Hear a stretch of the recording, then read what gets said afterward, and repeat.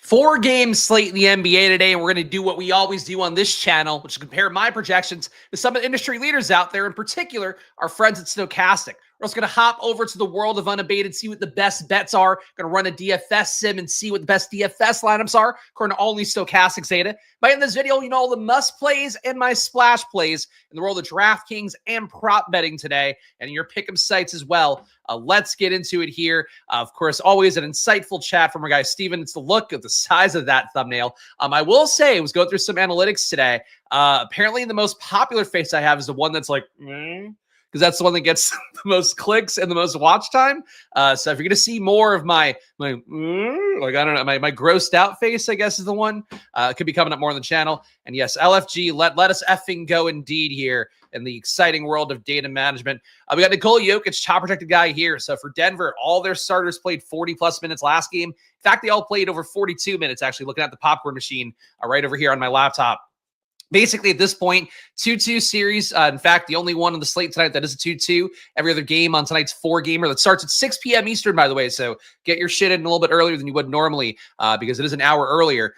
Basically, Denver, even series could go either way. Let's say, I don't think they get their ass kicked, especially returning back home for themselves. But still a spot for them where if they did get their ass kicked, like they could pull the guys a little bit earlier, not play that 40+ minutes. That's the one thing here. All the 3-1 teams are expecting a situation like we did yesterday with the Heat. You expect the starters to play full run. I did talk about the Heat yesterday at length, and unfortunately, the little game theory idea I had about pushing up Cavs players, especially your higher usage guys in lineups where you didn't have Adebayo and Hero, that didn't work. Because the Heat got so smoked. No Cavs actually had really good days, at least your main Cavs, your Donovan Mitchells and all that, Mobley as well. But basically that was sort of a microcosm of one of the things that can happen is that you saw the Heat players get their ass kicked in a sweep situation for them. The same thing today could be the case for a 3-1.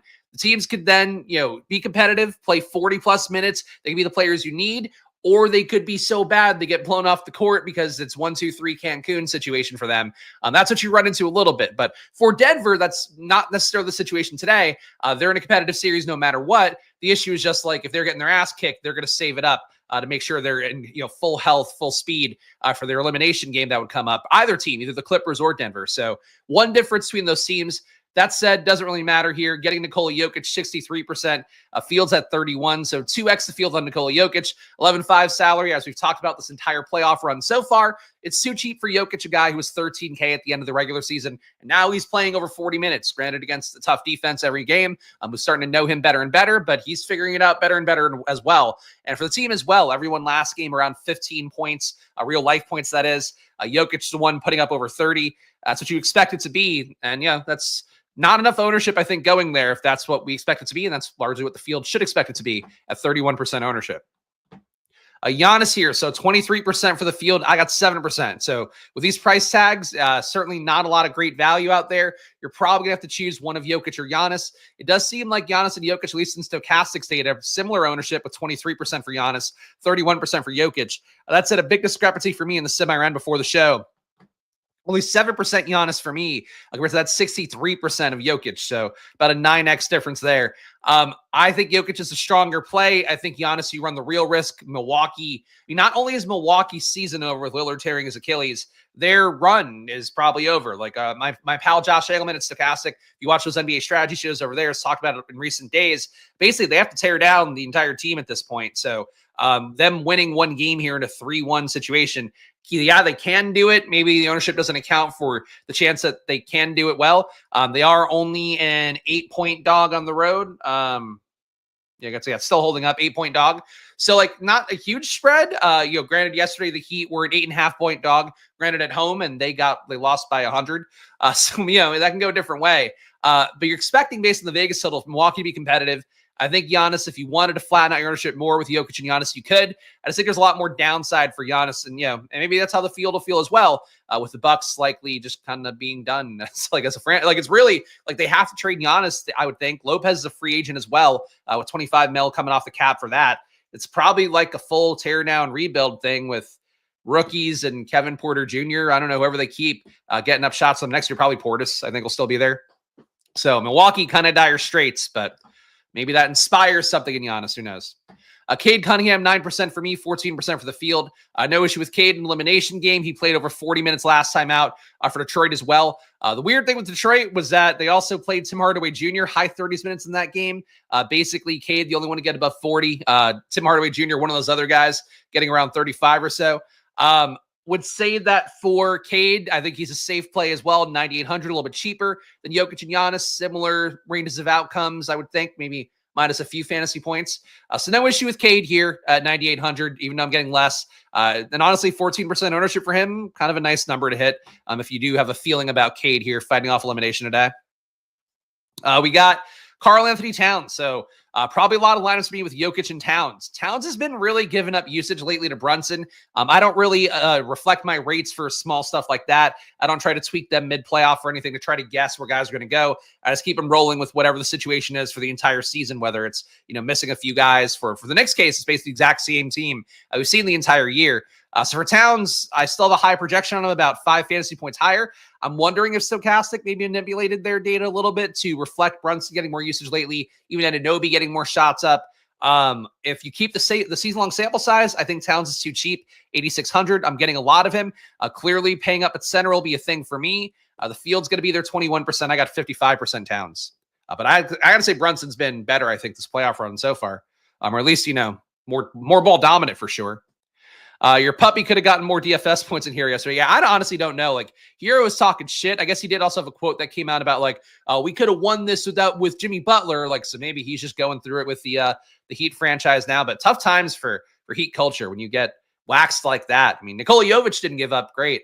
The one guy who probably wouldn't have gotten there if the regular Heat starters had played with any sort of competency.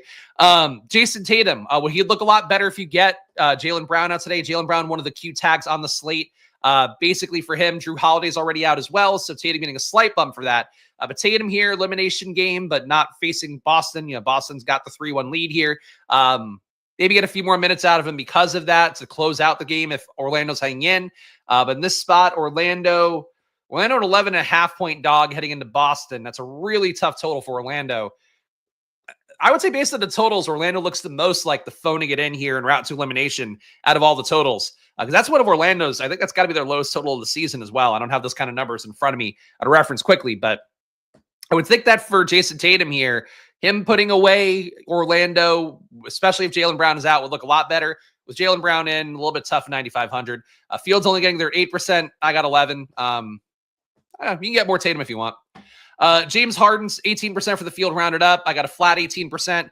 No issue with him. He's been projecting better at this point for over Kawhi really the entire season. Kawhi's had a good playoff run, though. Both guys playing about 40 minutes. Harden playing a little bit more, but Kawhi playing a rounded up 40 a game. So for Harden here, think he's a strong play, but certainly if Kawhi plays better, it does pull Harden down a little bit more. But Harden, Zubac, and Kawhi all playing 40 minutes for the Clippers at this point. I think Powell last game, I can look at a popcorn machine, but I looked it up before the show, so I think it's pretty fresh in my mind. I think Powell got 35 last game for them, minutes-wise. Yeah, Powell got 35.5. Kawhi got 39.9. Zubac 41.1. Harden just shy of 43. So consolidated rotation here. One thing to note is that Bogdanovich came in when the Nuggets pulled ahead, had a big lead. They brought in Bogdan and tried to get some scoring going. Doesn't seem like he did a lot of it, but that was an attempt by the Clippers here. But basically for both Denver and the Clippers, really shortening their starting rotation, keeping the key guys in for more minutes. So you should be expecting for the most part for both teams today.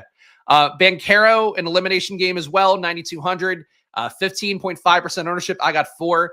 I like Banchero. I like Franz. It's really tough total here with 93 implied points for Orlando. I don't think it's easy to get to Banchero projection-wise, but he is still a 5.2x value for me, that 47.6 projection I have on him. So, look, everybody looks good here. This is another slate where we're back to kind of normal. These guys are softly priced as opposed to the last slate we had where guys were a little more tight. Pause. I would say that for Banchero, he's still priced well enough. He has upside. Hard to not get exposure here in an elimination game where he can play 45 minutes of the game if they really don't want to give up. Vika Zubac, 15% for me, 12% for the field. Again, he'll play 40-plus minutes, projected for 38 here. Seems a little bit light. As long as Denver doesn't run away with the game, as long as it's competitive down the fourth quarter stretch, you're going to get 40-plus from Harden, Zubac, and Kawhi, most likely. Jalen Brunson, I got none of here. So $8,800 salary for Brunson, coming up a little bit. He has been dominating the ball for the Knicks overall. Oh, I forgot to, switch back. For Jalen Brunson, he is a player where I think that there has been a change in usage in the playoffs, but he's still not a guy that I'm going to go out of my way to, I think, try to force my way to. Yes, thank you. Basketball season, basketball stream at Spags loves his eyes on tight ends. Always. The tighter, the better. That's what we say. For Jalen Brunson, speaking of tight ends, especially when he's trying to draw fouls, that asshole puckers up real tight. I like Brunson conceptually more than I like him projection-wise. I think there's also, I'd rather try to get my way to more Cade at point guard. I'd rather try to get to more, Harden and Brunson, I'm okay getting similar amounts of. Just didn't get there naturally with Brunson. So blind spot for me, I would say right now, based off my data, if you're going to fade me, playing more Brunson today, less Towns will probably be a way to do that. And frankly, the playoffs probably support you doing that. Franz Wagner, 8% for me, 7.4% for the field. So more Franz for me than Paolo Banchero. As I've talked about the entire year, these guys grade out very similar to me, especially when Franz is about $1,000 cheaper, if not a little bit more than that. Today, he's $1,000 cheaper. So Franz in play, but suffers from the same issue as Paolo. That team total for Orlando is just god ugly. And Kawhi here, not a guy I've been getting much of so far. The minutes that were looking pretty good for him. Not juking his rates or anything, just keeping that as it was the entire season. But he's playing more minutes. He certainly, if he shoots 15 for 19 or whatever it was, 90% true shooting kind of days, he'll go nuts. If he doesn't do that, he's not adding as much peripheral wise as some other guys and how he has in the past, perhaps. So for Kawhi, still an okay play. At 8,400, I think the price tag works, but projection wise, I'm not getting there a lot. Only 3% of my top 150. Value wise, let's see what we get here. Missing some of the stalwarts of value lately, missing our Jaden McDaniels and guys like that. But we do get the man in the thumbnail. We get Kevin Porter Jr. So second half of last game with Lillard having hurt his Achilles in the first half. That was it. Kevin Porter Jr. started the second half, played ahead of Ryan Rollins. Also, and let's pull up the thing, even though I got to remember to switch back from popcorn machine when we're looking at it. So Kevin Porter Jr. here with these couple stints that he had, about a 6.5 minute stint up top. Then another short stint to end out the quarter, about 1 minute there. Another 9 minutes, let's say 8.5 minutes here. He would have been playing about 15 minutes in the second half with Lillard out. So that doesn't include the court time here when the game was already out of hand. Indiana had the blowout going. So Giannis came back in briefly, then left. So you could say this is around the time period that Milwaukee officially gave up. So Kevin Porter Jr. should be en route to play about 30 minutes. Certainly, if Giannis is taking this game seriously, if he's not giving up on his tenure in Milwaukee, he could absorb some more usage today. But Porter Jr. at 5K, I think he's one of those players to me where we've talked about it a lot in these slates. And I forget if VanVleet was in the winner last night or not, because I tuned out after Miami shit the bed. Let's find that out real fast. Because I said yesterday I thought VanVleet would be in the winning lineup no matter what, because of the price tag that he was at and how he would have to get there. Let me see. Shoot around. Oh, JBC at Run Pure won yesterday. Good for him. So VanVleet didn't make it, but Bam Adebayo did. So that'd be a similar equivalent. Where basically, the guy's going to be in so many lineups, he probably doesn't have a terrible floor. So VanVleet's floor was low enough that he didn't make it. But Adebayo's floor was good enough that he did. I think that's where Kevin Porter Jr. is. Other previous ones be Al Horford a couple slates ago. Asar Thompson, one of those slates where he was awful as well. Kevin Porter Jr. is that guy today where you have to imagine he makes a winning lineup most likely. But if something goes weird, if Ryan Rollins goes off, Porter Jr. will play less minutes. The second half, when Lillard was already out of the game, every minute that Porter Jr. didn't play, Ryan Rollins was. So that's sort of your direct lever against a very chalky Kevin Porter Jr. But it's hard to not go to Kevin Porter Jr.'s value at 5K. I got him at 94% of my top 150. And the field's at 80%. So pretty big stance for Kevin Porter Jr. Nikola Jokic, we talked about already, 2x the field for me. He looks great. He'll play 40-plus minutes as long as that game does not become a blowout today in a 2-2 series. Karl-Anthony Towns, we talked about already. Looks like a great value to me at 8,600. That said, Brunson has been taking more usage, and my stats are not forcing that in at all. We're just kind of letting things roll with what it was all year. And playoff-wise, things shift around enough. But in my opinion, you don't want to isolate sample sizes off of 4 games in the first round of the playoffs, because that stuff should stabilize, you would hope. But matchup-wise, there's been more Brunson. I mean, Anunoby's come down to earth. There's been some Josh Hart. There's been really a kind of a willfulness to maybe not rely on Towns as much as he got usage-wise in the regular season. Bobby Portis looking pretty good as well. Probably plays the same amount of 5 he's been getting. Let's go back to the Sab real fast. Portis played 25 minutes last game. The game was a blowout, so he never got in for a second stint. Brook Lopez still played 15 minutes here. Looks like they didn't actually have them playing all the minutes together. Jericho Sims was in a little. Well, in previous games for Milwaukee, it has been if Brook Lopez wasn't playing, Bobby Portis is playing. Brook Lopez has been not a great part of the series. Maybe he's so due for a good game that he could get there. It takes some minutes away from Bobby Portis, but it seems like Portis' minutes are mostly secure as well. He and Kevin Porter Jr. also just 2 guys that should naturally get a few more shots up because of not having Lillard in there anymore. So Portis, to me, a strong play. 53% of my top 150 lineups have him. Fields at 33% according to Stokastic. Aaron Gordon, 3x the field for me, 27%. He'll play 40-plus minutes like all the Denver starters seem likely to, as long as the Clippers don't run away with it, or I guess Denver as well. As long as there isn't a blowout in that game, Denver should play 40 minutes again. Frankly, the rest of the series, they're probably playing 40-plus minutes. James Harden, talked about him already. Jalen Duren. Duren coming in a little bit here. Isaiah Stewart being out has boosted the minutes projected for Jalen Duren a little bit more. Stewart in. Right. Stewart's in today, I think. I didn't take him out of my data.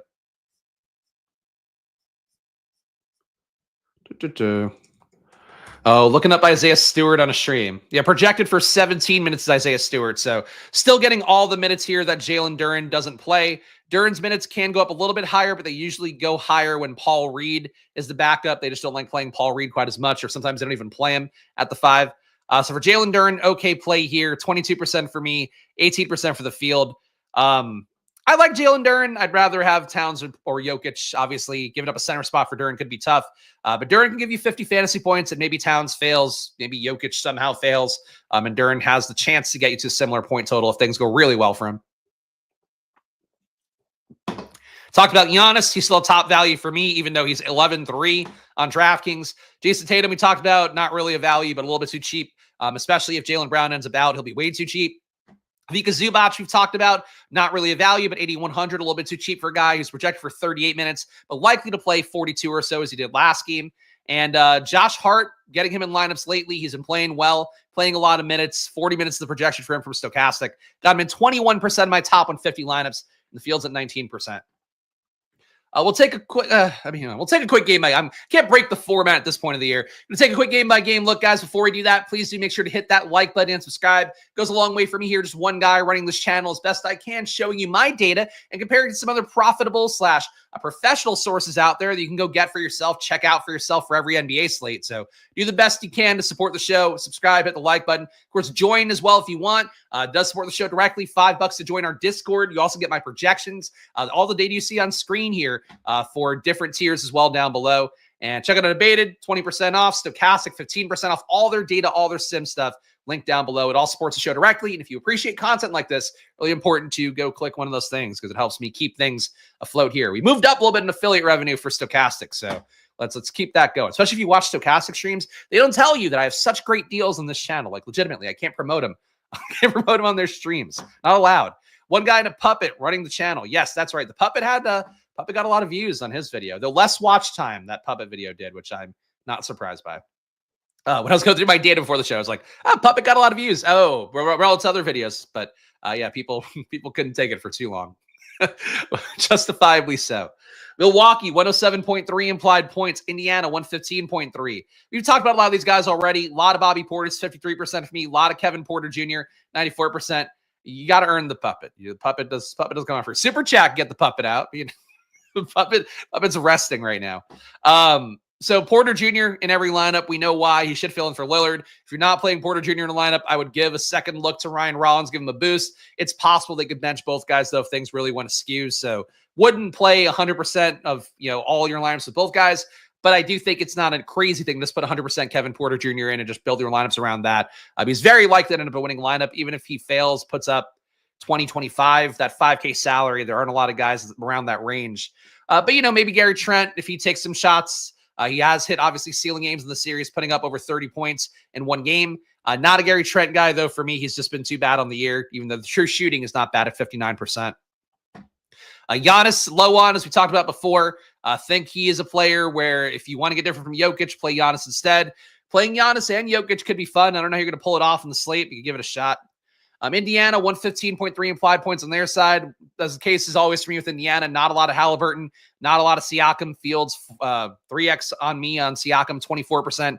I got 7. Miles Turner, 13% for the field. I got 5. Nembhard, I got 25% of, so he's the one guy I'm getting here. His minutes have been jerked around a little bit, but Mathurin, who's a Q tag, if he were out, would theoretically help Nembhard out a little bit more, help Neesmith out a little bit more. Mathurin's Q tag matters a little bit more than it should because of that fact. He could open up a few more minutes on the wing. For Indiana, though, frankly, a lot of like secondary ownership. Nembhard, Neesmith, McConnell, Obi Toppin coming up 17 to 25%. These guys are in play. I just don't ever really get Halliburton, Siakam, or Turner. And today's probably not the day for me, but I don't know. Honestly, with Giannis' ownership being low, Halliburton not being that high, Siakam being fairly reasonable, you could game stack this a little bit and maybe get unique ownership in a competitive game if Milwaukee actually doesn't give up on their entire franchise as they should. Detroit, 104.3 implied points here. Jalen Duren, again, looking like a decent value at 6,600. Malik Beasley looking okay as well. Got 29% of him. Fields at 15. The big winner, though, minutes-wise, has been Tim Hardaway Jr. I didn't pull up Detroit's popcorn machine. But basically for Detroit, they're playing THJ a ton of minutes, and he's actually had pretty good plus-minus. Played 37 minutes last game, plus-minus of 9, which actually the best on the team, just ahead of Jalen, actually, instead of Asar Thompson and Paul Reed.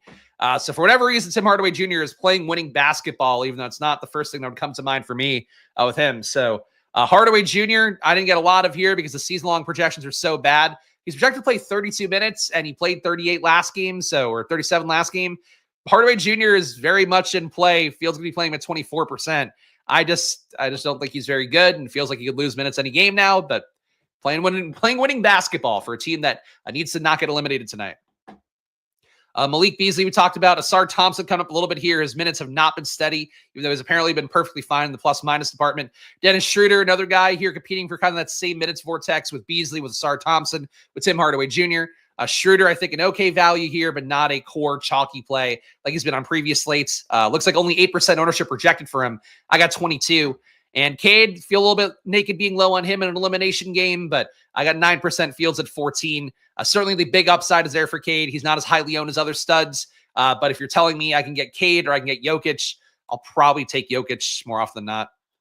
Show our guy Tyler being here. Appreciate all you guys watching live. And again, show us love if you can. Hit the like button, subscribe, and do all of that. I'm still here. NBA playoffs are my passion, my love here. So we're going to keep going throughout the rest of the playoff season, Monday to Friday, around 1 p.m. every day. Though possibly move it up a little bit on days where I have to do basketball stuff a little bit later in the afternoon.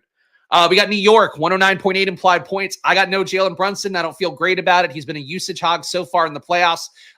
That said, 14% of the field will be there. Your Lowstone Nick out of him, Towns, Hart, and Anunoby, and Bridges. Everybody going to be higher owned. So Brunson, your tournament play here, I guess. Surprises me, though, because the box scores should push people on Brunson more. Karl-Anthony Towns, 55% for me. Another big stand playing Towns and Jokic. I think he'll be kind of unique ownership wise. So that's going to be the way I play the slate, I guess, unless I move things around significantly, which I don't think I will. I probably will give the boost to Brunson, Hart, Anunoby, and Bridges and line up without Towns just so I can get some different Knicks mixes in there because I'm low on these guys, at least Bridges in particular and Brunson. Basically, the thing we always talk about here, if Towns were to fail in my projection set or anybody's projection set, likely means that the other guys in the Knicks picked up a few more stats, or I guess the game could blow out too, but we don't expect that to happen. So I like Towns a good amount, but if you don't get Towns, you should get Brunson more, should get Hart and Anunoby, Bridges, kind of a secondary boost for them. Hart looks good, about 20% ownership. Anunoby, I got 23. Bridges I'd never get because he was awful all season, but he's been playing better lately as well. And these guys are all playing a ton of minutes as well. 40-minute club is in the hunt for them too. So another consolidated rotation, but the Knicks have been that all year. Orlando, again, talked about that low total, 93 implied points here, 11.5-point dog heading into Boston. Not a lot to love. I do think Banchero and Wagner in elimination game, they should throw it against the wall as much as they can. 15% ownership for Banchero, 7% for Wagner. I got a little more of Wagner, much less of Banchero. I think practically I'll probably get like 10% of both when the lineups are in, especially if the total comes up at all. Wendell Carter, not really a core play for me, but he's 5,300, maybe a sort of price point pivot for your Kevin Porter Jr. It's not Michael Porter Jr., who we don't care about very much. For Kevin Porter Jr. as a 5K value at guard, maybe you play Wendell Carter at center. He hits somehow and Porter Jr. fails, and you can build a similar lineup and vault those Porter Jr. lineups. That's one way that a guy like Carter Jr. makes sense, but in terms of projection, he looks okay, just nothing special. Corey Joseph's minutes have been decent.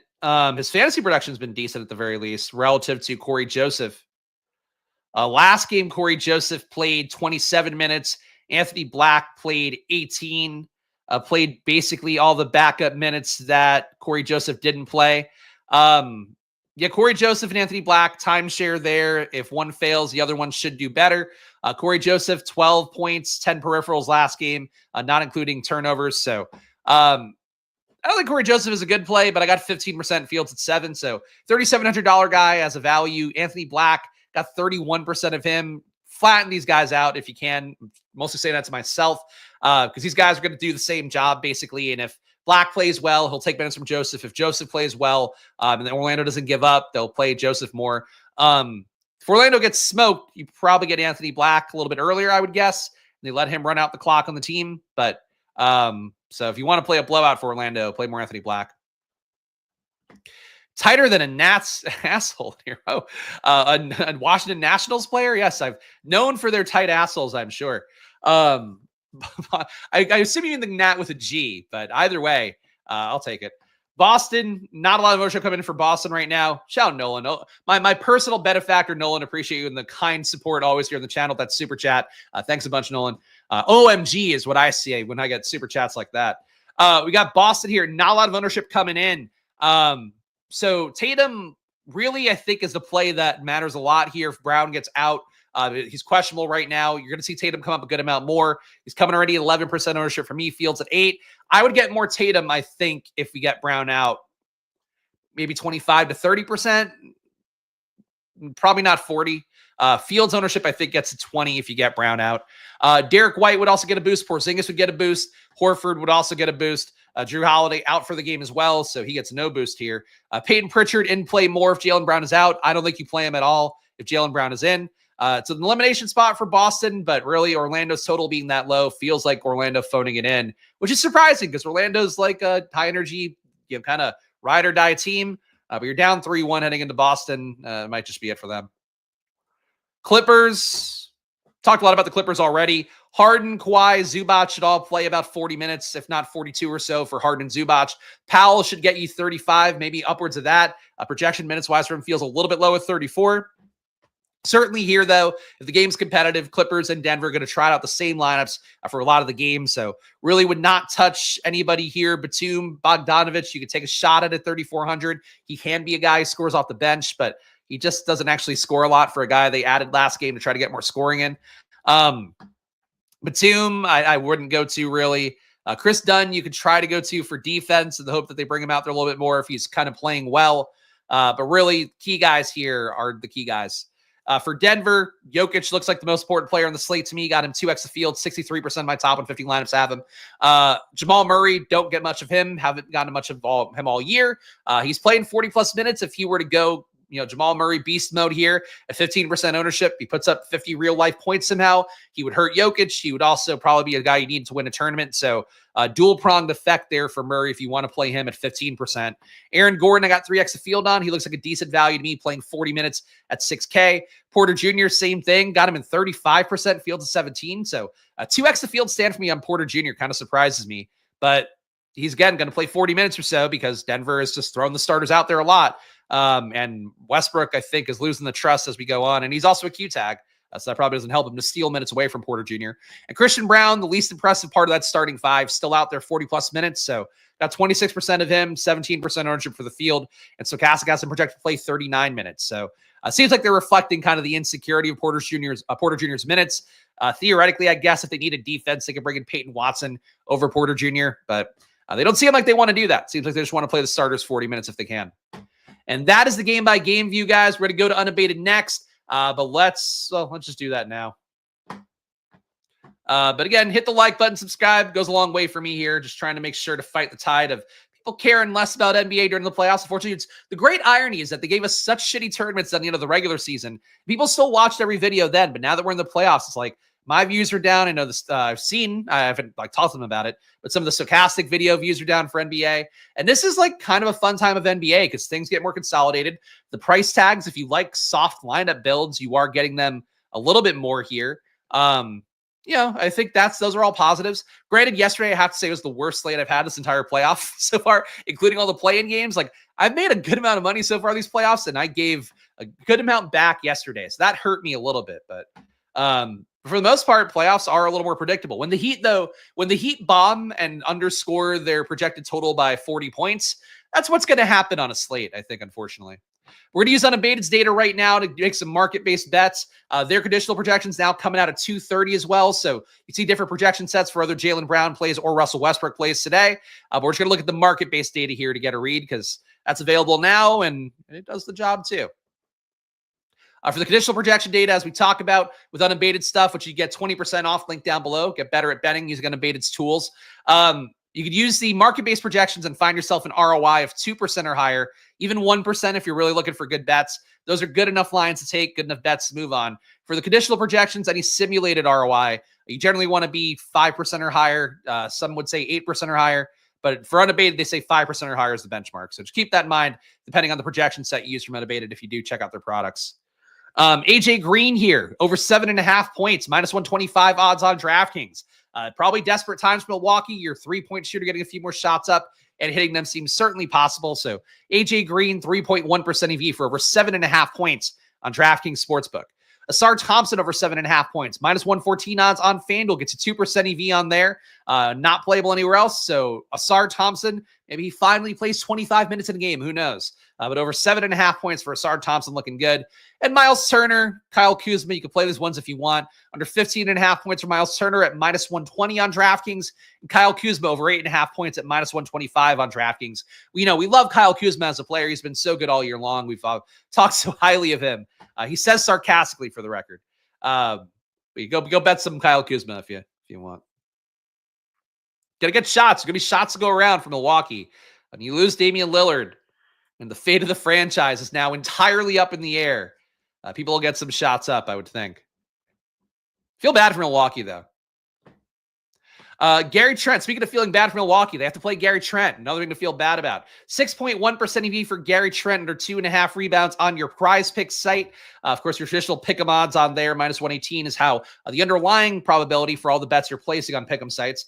DraftKings Sportsbook, borderline playable, 1.6% EV for Gary Trent, under 2.5 on there at minus 130. Gary Trent, rebound unders, sure. Austin Reeves over 5.5 rebounds, plus 128 on FanDuel, gets you 4.1% EV for that game coming up tomorrow with the Lakers trying to stave off elimination against Minnesota. Austin Reeves probably play a lot of minutes in that game. Draymond Green coming up tomorrow as well, over 6.5 rebounds, minus 110 odds on DraftKings, gets a 2.5% EV. A pretty nice EV for these Reeves and Draymond lines, and the Trent one as well. Let's look at assists. Let me drink Diet Cola. Like the afternoon radio host I've always dreamed of being. All right.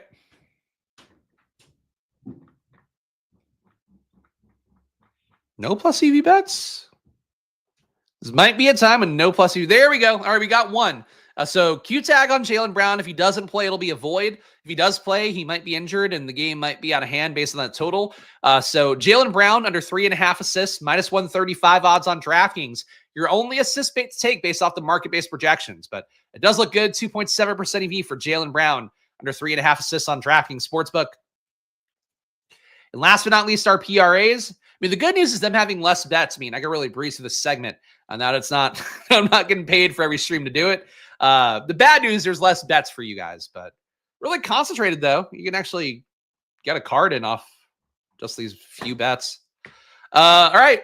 Good enough bets for PRAs. Michael Porter Jr. over 21 PRAs. Good on PrizePicks. 3.7% EV for Michael Porter Jr.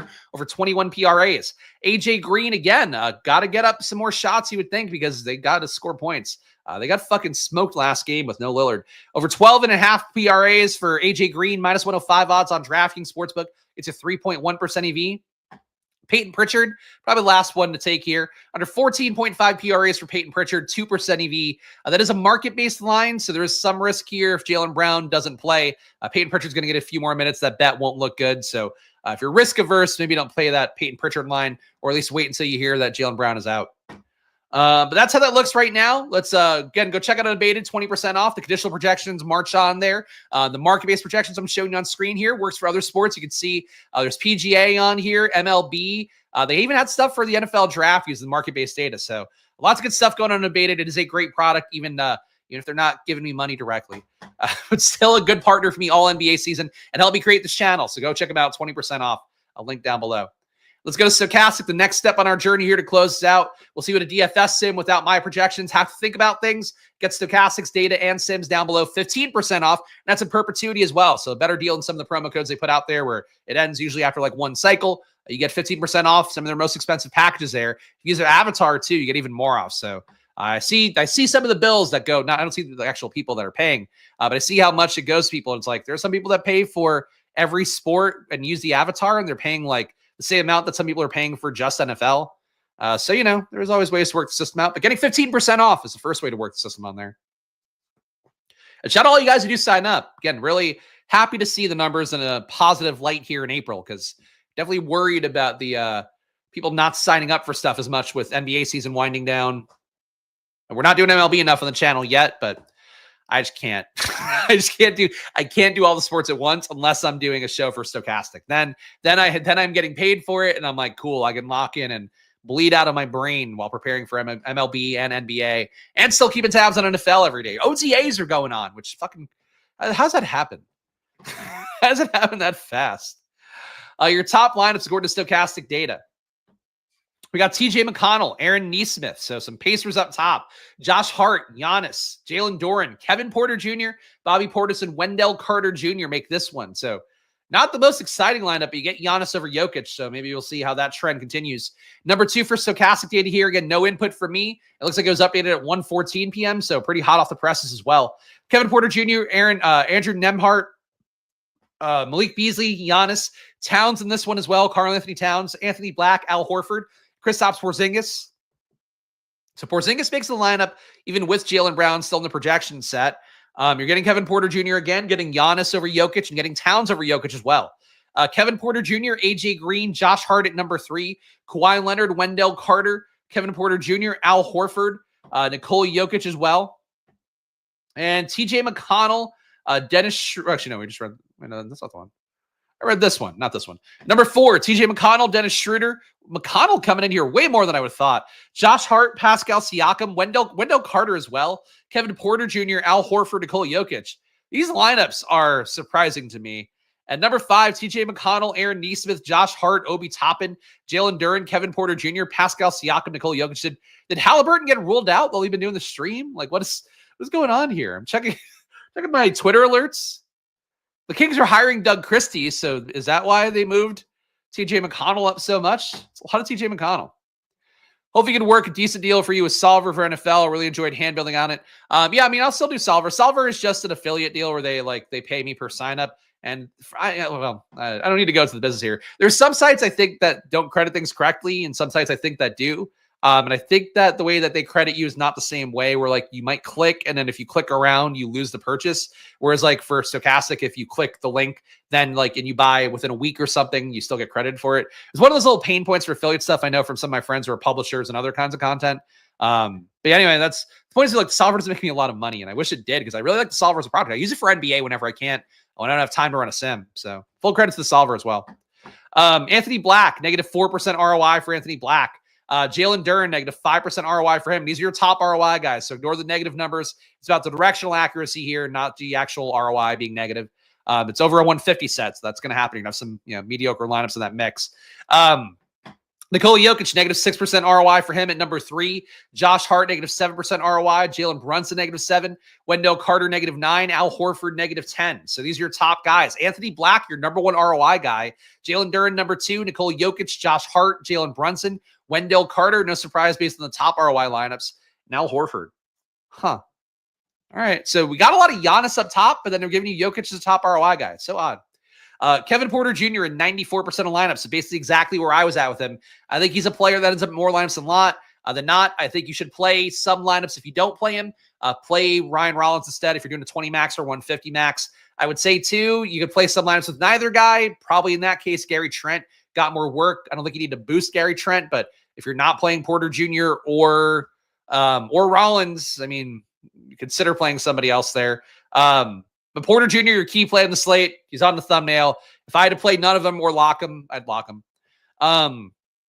Bobby Portis, 50% exposure in Stochastic's top 150, fields at 34. Again, another guy getting reliable minutes overall. Does feel like any day Brook Lopez, if he had a good game, would play more minutes over Portis, but he hasn't had a good game all series, and Portis keeps taking the minutes. So Portis, I think, worth being with the field on. But if you don't play Portis, I would consider boosting Lopez a little bit more. Nikola Jokic, 45% for the top 150 lines from Stokastic, fields at 20. So I got 60% Jokic. Stokastic's got 45. So big stands in favor of Jokic here.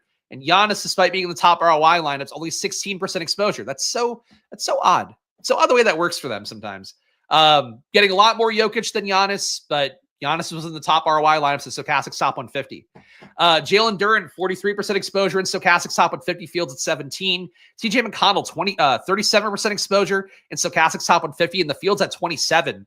I don't get that. I would actually like to go look at Milwaukee's minutes against Indiana for a second. I don't get it. McConnell played 22 last game, including the last few minutes of the blowout. So he probably would have played like 19 normally. And I was with Mathurin out. Mathurin hasn't gotten ruled out yet. I don't see how you would play McConnell if Mathurin is in. I don't get this ownership. I don't get the exposure they're pushing you to. Again, Stokastic, we've done this before within the last few days. Sometimes Stokastic elevates a player. You're Alex Caruso, and it's like, all right, the projection's okay, but like, why do they like him so much? McConnell, the projection's not even that great, but he probably makes lineups work well at 4K, and if he does hit the upper band of minutes / projection in the 20 minutes he plays, maybe he matters a lot. So I'll highlight this because, like, I don't get this data-wise. So that's that, especially if Mathurin is in. Josh Hart, 35% Stokastic's top 150, fields at 16, so more than 2x the exposure there. And Anthony Black, 3x the field on him. As we talked about, it'll be Corey Joseph for Anthony Black. Playing any minute a point guard is going to be there for Orlando. So that's your leverage play. But Corey Joseph is only projected for 6% ownership. So they're just playing Anthony Black because they like the price tag at $3,400. Your highest positive leverage guys, Jalen Duren, number 1, Nikola Jokic, number 2, Anthony Black at number 3, 20% more than the field for all these guys. And that's 26% for Duren. So almost a 3x the field stand on for Duren, 2x and change for Jokic, 3x for Anthony Black. Pretty big stands by Stokastic here in their top 150.